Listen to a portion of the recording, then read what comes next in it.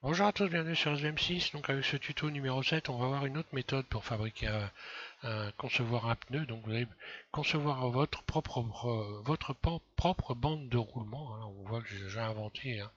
Donc un peu au hasard des choses, une bande de roulement, mais je vais vous expliquer comment vous allez faire. Vous allez pouvoir vous la dessiner vous-même et donc créer votre pneu, hein, pneu perso, j'ai envie de dire, hein. Donc en partant d'un plan, on va partir d'un plan. Et puis on va voir donc cette méthode qui est peut-être un peu plus compliquée, qui demande peut-être d'avoir un peu quand même d'avoir comment modéliser déjà quand même un petit peu. C'est pas un tuto pour débutants complètement, hein. Voilà. Je repars sur une autre fenêtre et je vous explique comment on peut faire ça. Voilà. Alors cette méthode elle est intéressante pour une raison simple, c'est qu'on va travailler sur beaucoup d'outils, on va voir à quoi ils servent, etc. Donc c'est intéressant pour travailler avec. Alors je pars d'un plan, hein, vue de dessus, j'ajoute un plan, mode edit, tab. Je vais donc le découper en rajoutant des rayons. CTRL R, je vais rajouter, allez, on va dire, oui, 4 rayons, un clic gauche, voilà. Et je vais commencer à déformer ici les éléments pour donner un aspect. Donc là en fait ce qu'on va faire, c'est qu'on va créer une portion de pneu et vous allez faire les dessins que vous avez envie de faire. Donc moi je vais faire un dessin, je vais faire une découpe. Alors là je vais déjà commencer par faire rajouter des rayons ici, par exemple. Voilà, ce qui va, comme c'est une portion de pneu, ça va faire donc forcément quand je vais supprimer ça, ça va faire donc un rainurage dans mon pneu X face. Voilà, donc là déjà, maintenant je vais faire des dessins, par exemple en faisant des. Alors je vais faire très vite, hein, parce que en fait après il faut essayer de travailler le truc, hein, pour, euh, pour faire sa structure de pneu comme on a envie de la faire, hein. Là je fais vite, hein. Alors je vais par exemple subdiviser ça. Donc outils, euh, oui tu vas peut-être subdiviser. On va dire allez, voilà. Donc là, c'est le bord du pneu en réalité, hein, c'est le bord du pneu. Je désélectionne tous et je vais commencer à faire un dessin. Voilà, par exemple comme ça.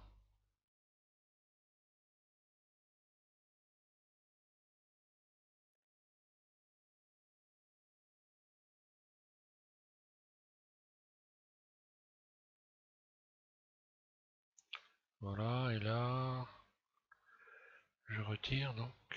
À partir du moment où j'en ai de ce côté-là, je retire de ce côté-là, donc ça me paraît pas mal. X, je vais supprimer ces faces, X face, voilà. Donc là, j'ai le dessin du bord du pneu, par exemple. Ici, je sélectionne cette face-là. Pareil, je vais la subdiviser en rajoutant des rayons CTRL R. Je rajoute plusieurs rayons. Par exemple ici, donc, ces faces-là, je vais les désélectionner en damier. Puis supprimer X face. Voilà. Là, ça va me faire un dessin.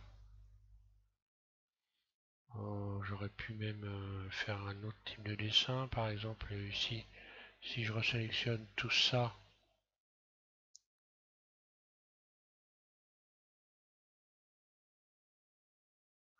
si je resélectionne ces faces-là, je vais faire, si je fais subdiviser, ça va donner, ouais, ça me fait ça.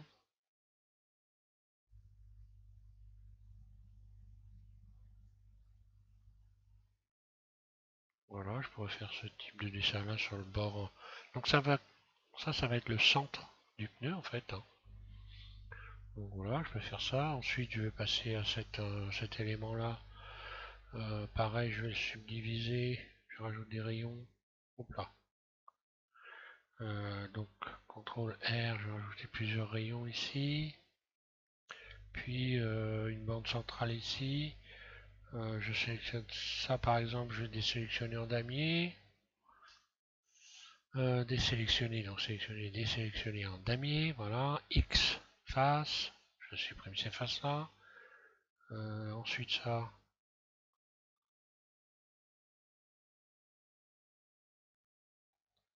Pareil, je vais redésélectionner en damier, X face.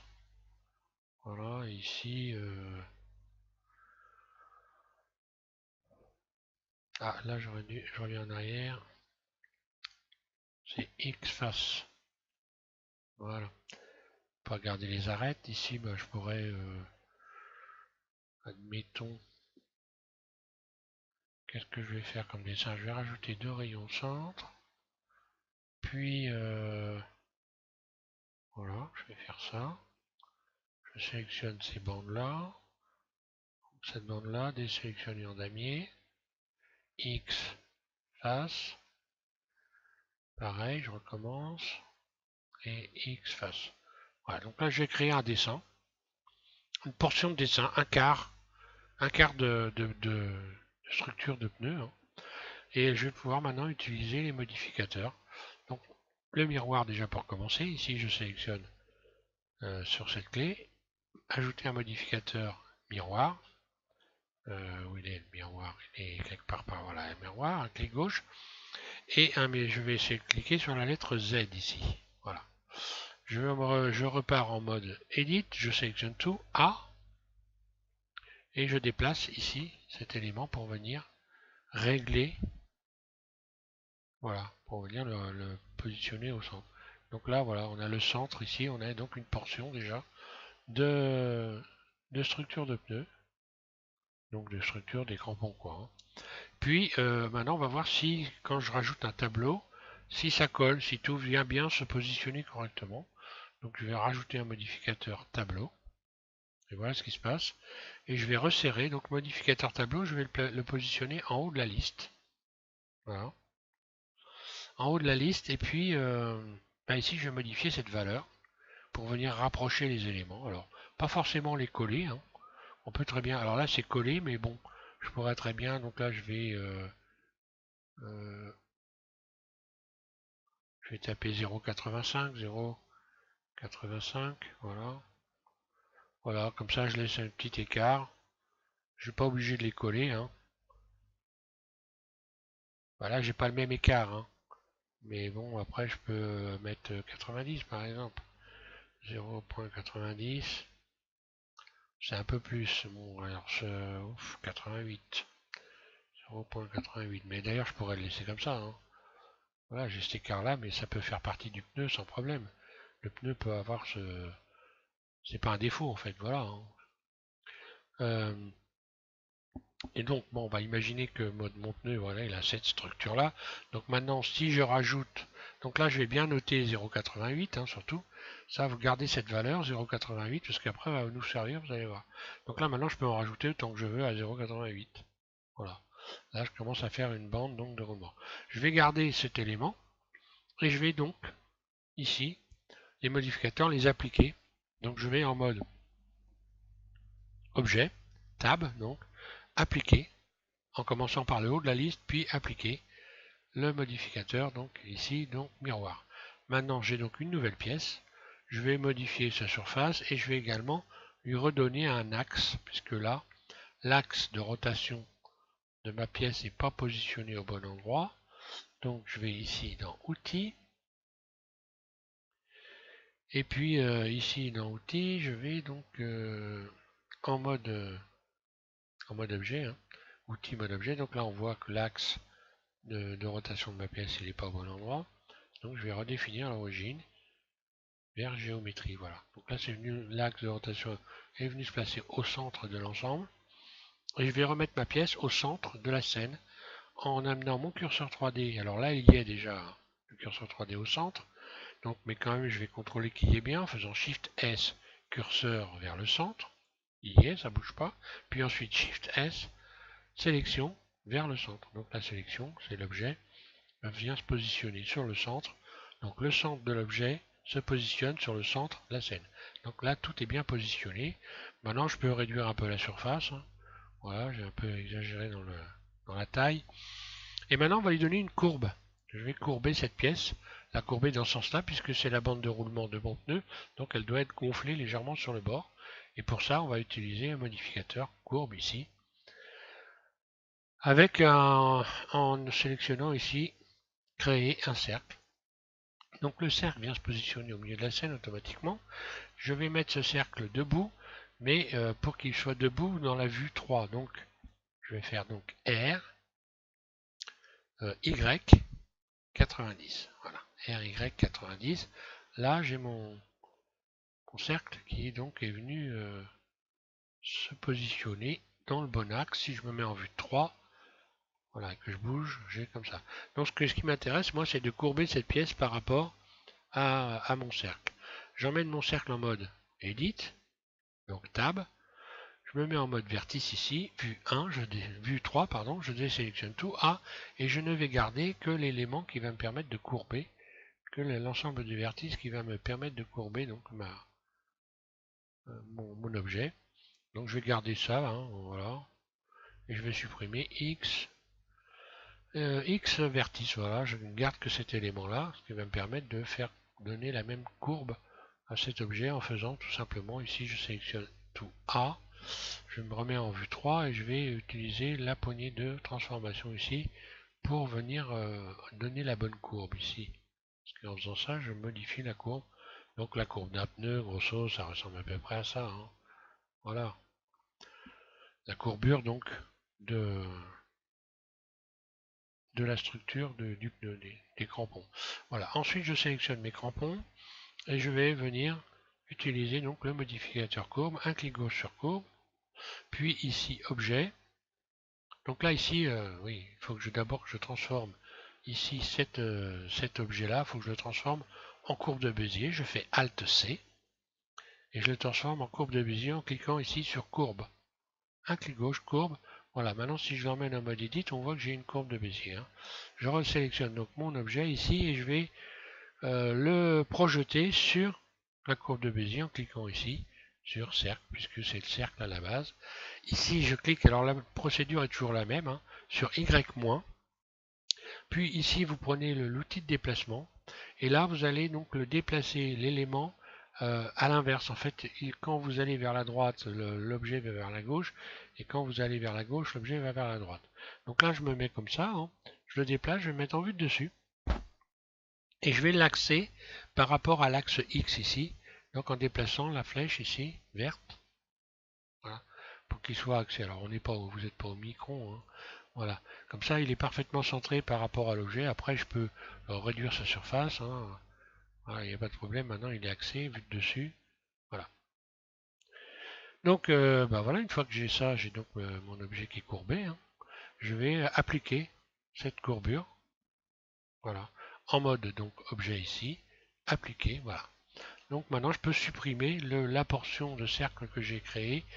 Je peux la supprimer, X supprimer. Voilà. Donc j'ai déjà un petit morceau de pneu là. La courbure. Ensuite, bah, il va falloir lui redonner un axe, puisque là, on voit bien que bah, j'ai tout désaxé. Tout simplement, je resélectionne donc mon objet, je retourne dans Outils, et encore une fois, définir la géométrie. Voilà. Ici, donc je suis venu réaxer mon objet. Je vais encore une fois de plus le ramener vers le centre. Shift S et décalage vers le curseur 3D. Voilà. Donc je repositionne mon objet en plein milieu de la scène et cette fois-ci je vais pouvoir recourber, donc créer un ensemble d'objets. Je vais multiplier cet objet sur un cercle en allant chercher ici un cercle de Bézier. Voilà, je rajoute un cercle de Bézier.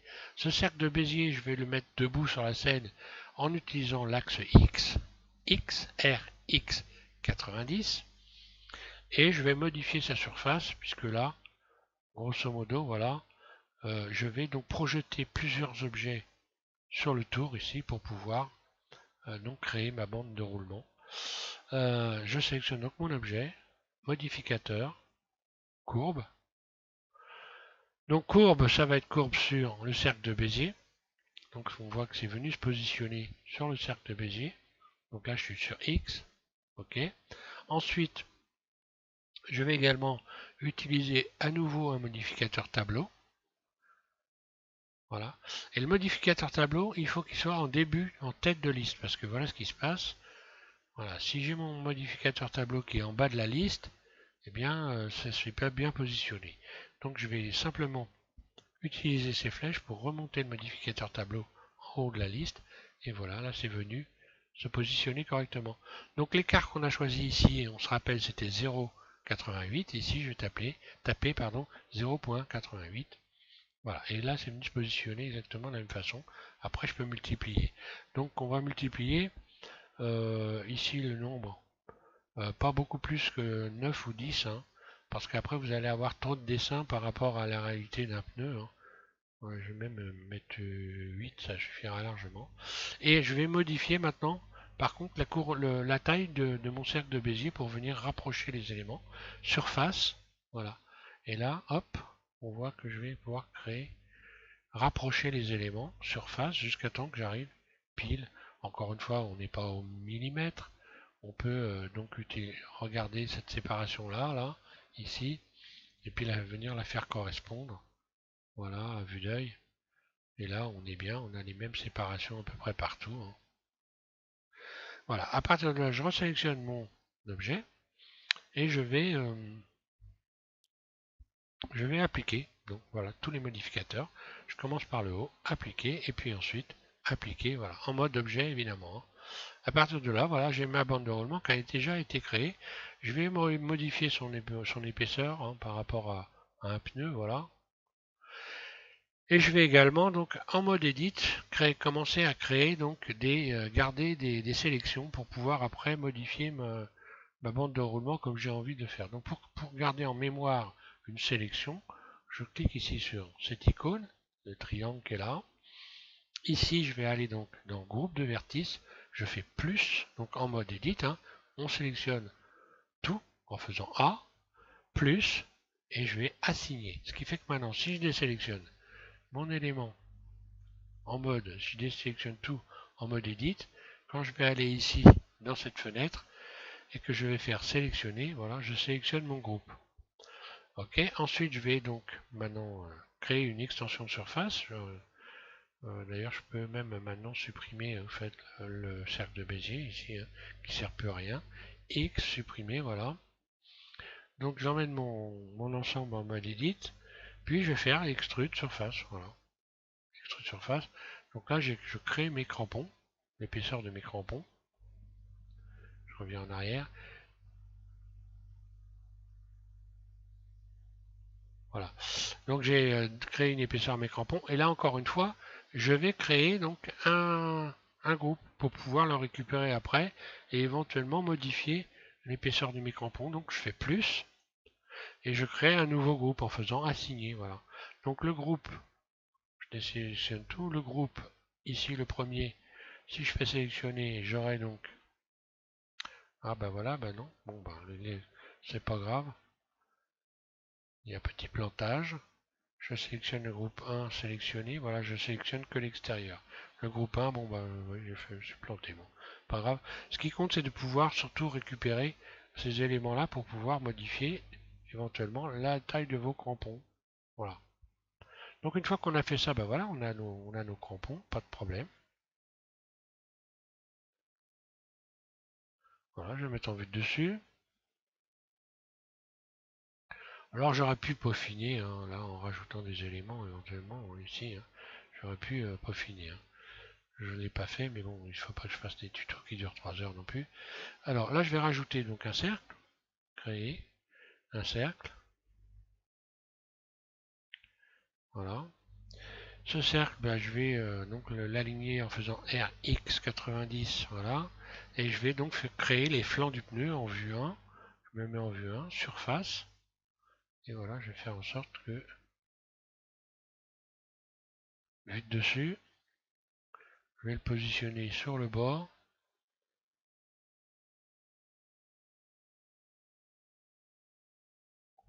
Surface, voilà, je l'aligne correctement.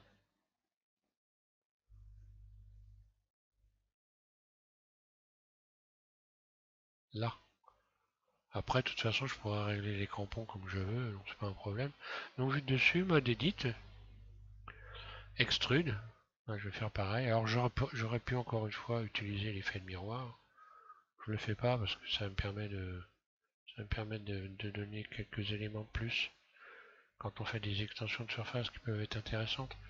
Par exemple, ici, si je sélectionne ici en mode arrête, hein, Donc cet ensemble-là est...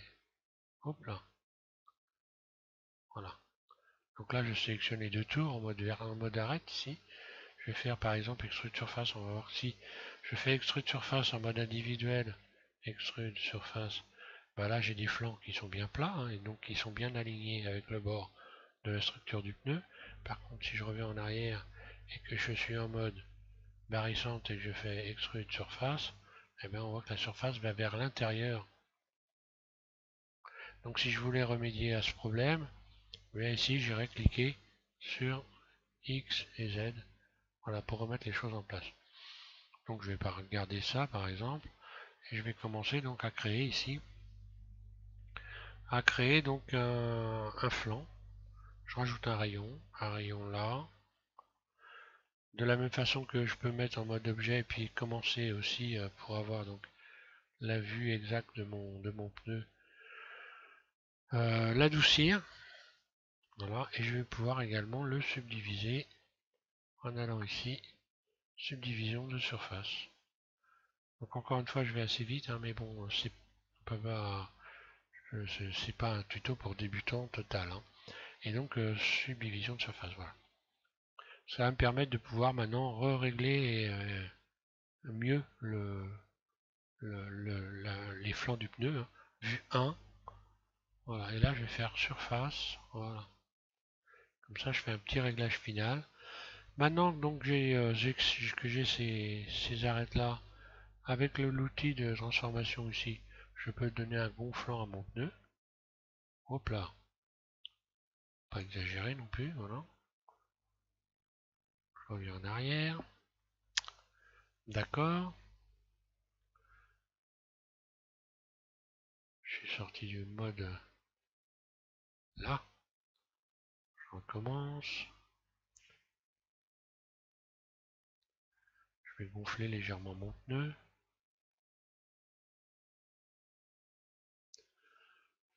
Vue de dessus, je regarde comment que ça se passe.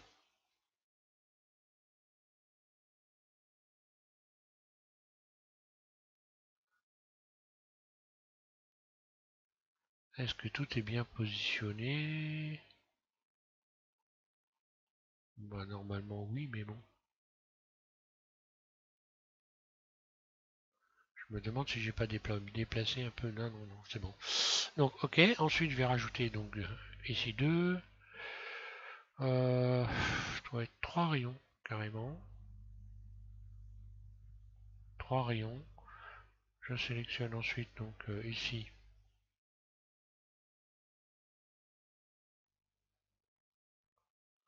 deux ensembles. Je vais les repousser donc en mode barycentre. Voilà pour créer ici le bord du pneu, donc sans exagérer, j'ai peut-être un petit peu exagéré. Voilà pour donner la courbure ici.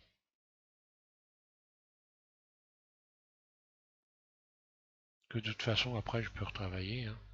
Voilà, ici je vais encore rajouter deux rayons. Sélectionner donc les faces qui correspondent.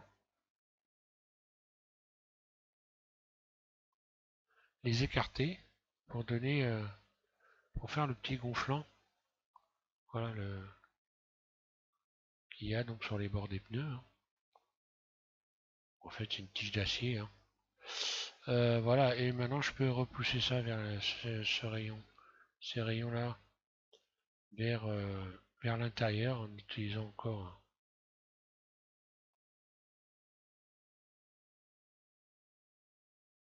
extrude surface.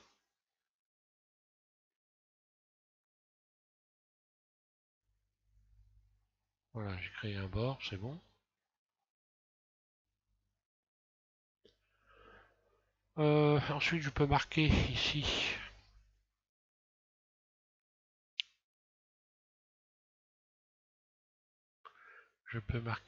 donc faire un petit marquage comme j'ai fait dans les précédents tutos. Hein. Donc savoir que vous avez pour ceux qui si vous n'êtes pas abonné, hein, j'ai fait une là vous avez une série hein, Ce tutoriel-là fait partie d'une série de tutos de A à Z. Je m'amuse avec les pneus là. On s'amuse avec les pneus, voilà. Donc là je vais écarter pour voilà, créer cette forme là qu'on voit sur les bords des pneus. Puis ensuite je vais faire un réglage complet. Donc bon là on voit bien qu'il serait taille basse mais les crampons seraient exagérés. Hein, donc voilà. Je retourne dans le mode Edit, je me mets en mode vertice pour voir clair. C. Je vais sélectionner donc tout, tout cet ensemble là. Et puis commencer à voir la taille, surface. Donc là surface, ouais, je suis pas obligé de me mettre en mode individuel. Si, surface, voilà.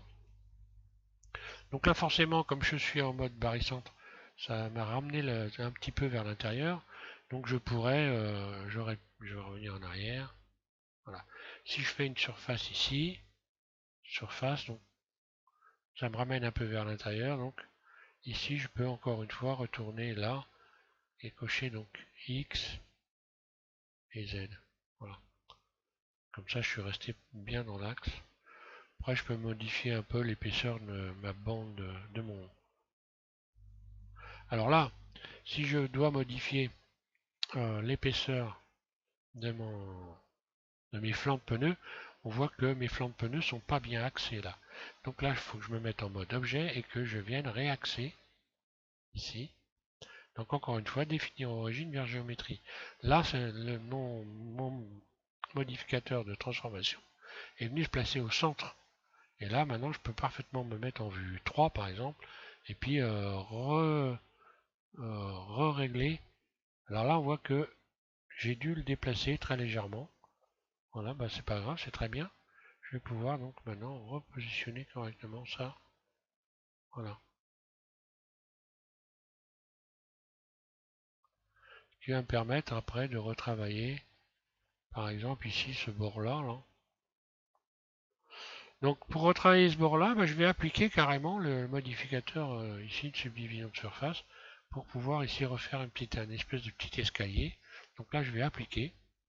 Ce qui fait que quand je retourne ici, bah maintenant, tout va rester en forme. Hein, et je vais pouvoir modifier ces éléments-là, par exemple. Ici, je pourrais rajouter un rayon là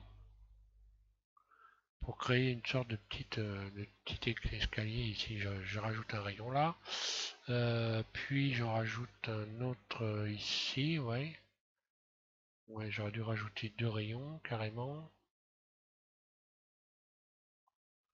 Ouais, je vais les resélectionner, c'est bon.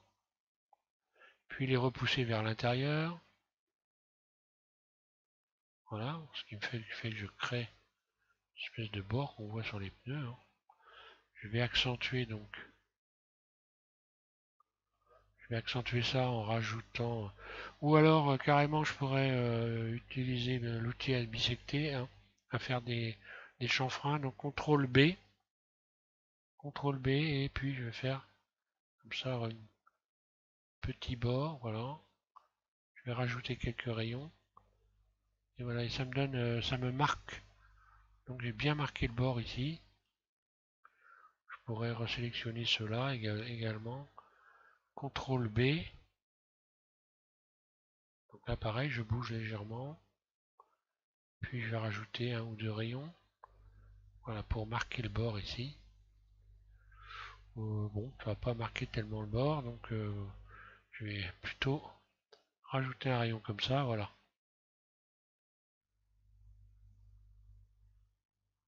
Voilà, c'est le bord qu'on retrouve sur les pneus. Hein.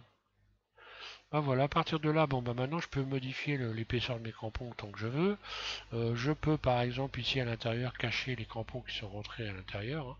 Donc là, l'épaisseur de mes crampons, bah, je vais sélectionner mes crampons, les emmener en mode Edit. Et puis bah voilà, comme ils sont encore sélectionnés, hein, je peux réduire la surface, tout sélectionner, puis revoir les faire ressortir pour venir les régler pile au plus proche pour qu'ils rentrent pas trop dans la chambre à air, enfin dans les flancs du pneu. Hein, je peux faire ça comme ça par exemple. Là, il serait un peu épais, donc je vais pouvoir resélectionner ici. Bon, évidemment, comme j'ai gardé cette possibilité, sélectionner, et puis revoir l'épaisseur, S.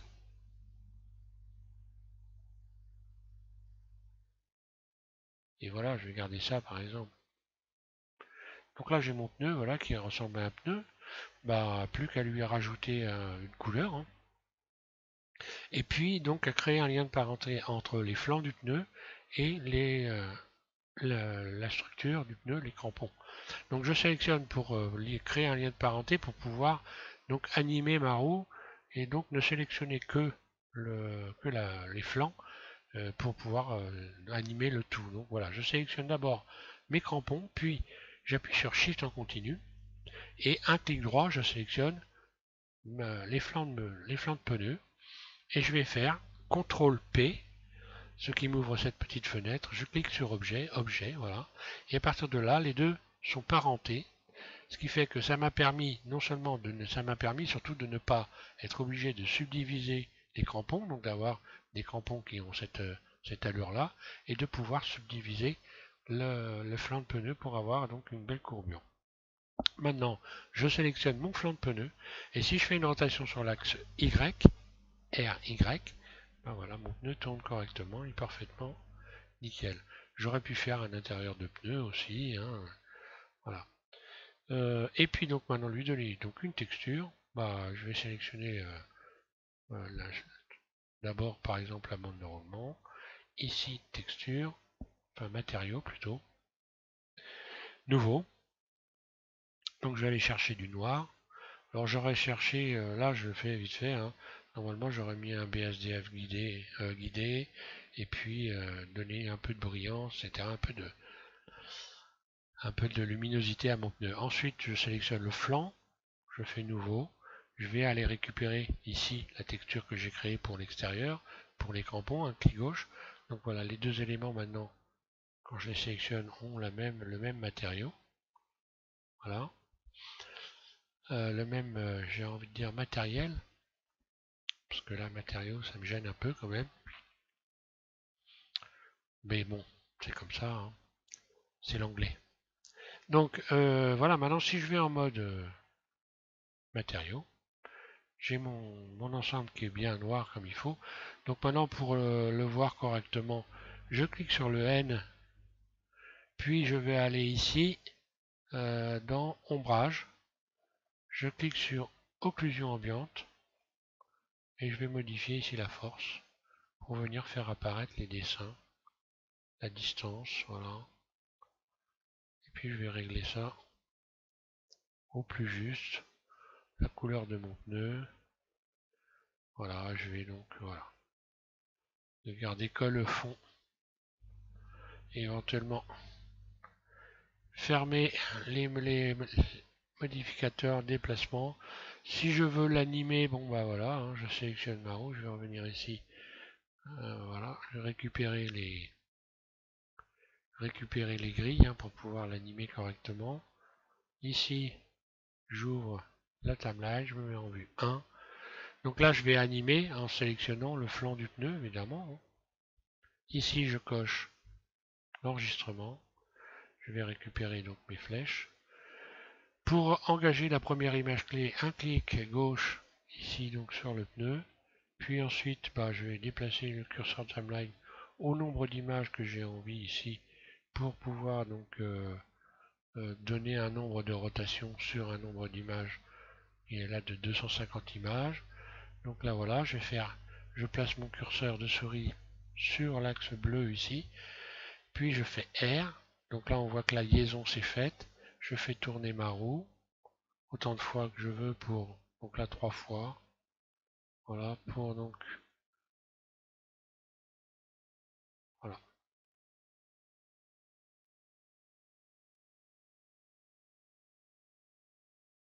Tiens, je reviens en arrière. Qu'est-ce qui s'est passé là? Vue 1.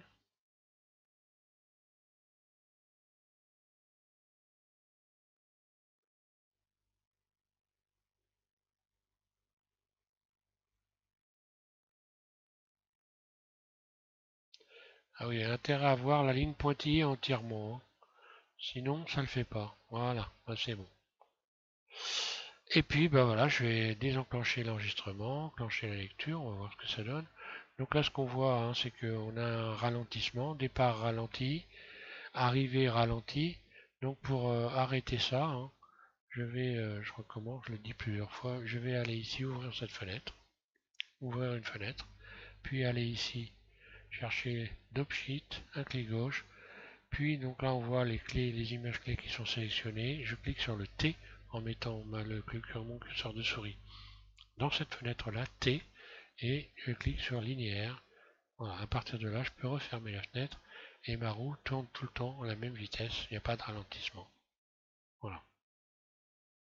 Donc là, elle tournerait à l'envers, hein, parce qu'il aurait fallu que les bandes soient de l'autre côté. Alors là, on a un effet aussi d'optique, hein. On dirait que les éléments ne tournent pas dans le même sens, mais si, hein, ils tournent bien dans le même sens. Là, on le voit mieux, hein. Donc ce que vous voyez, vous avez l'impression qu'il y a des bandes qui tournent dans un sens et d'autres dans un autre. Pas du tout, c'est un effet d'optique, hein, voilà.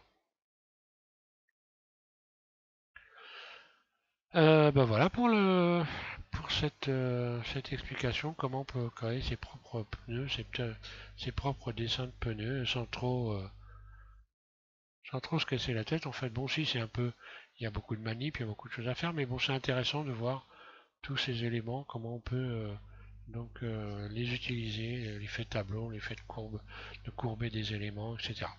Voilà. Merci à tous, amusez-vous bien avec ça.